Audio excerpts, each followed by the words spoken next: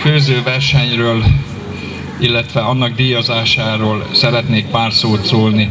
Kérem, hogy a versenyzők jöjjenek ide a zenei sátorhoz. Jó. Igen. A versenyzők jöjjenek a sátorhoz. Jöjjön fiatalember. Ó, pater, ne zörögjél.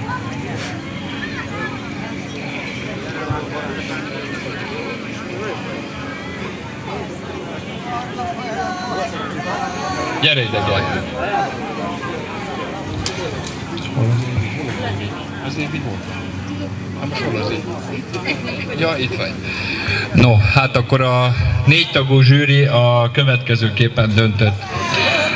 Hosszú tanakodás után, mivel nagyon sok versenyzőnk volt, ugye 2, és a maga nemében külön ételeket készítettek, és őszintén mondom, hogy a különböző ételek aranyérmesek. Tehát aki vegyes pörköltet készített, az is aranyérmet kap, és aki egy csodálatos babgulyást készített, az is aranyérmet kap.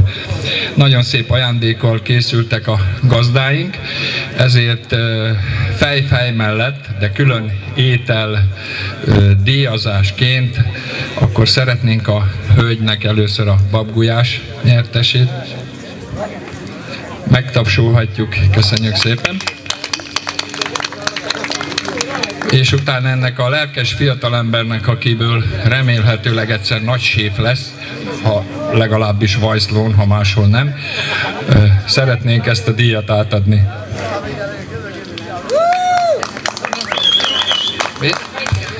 Tehát a konklúziót levonva mindkét helyezett első helyezett lett.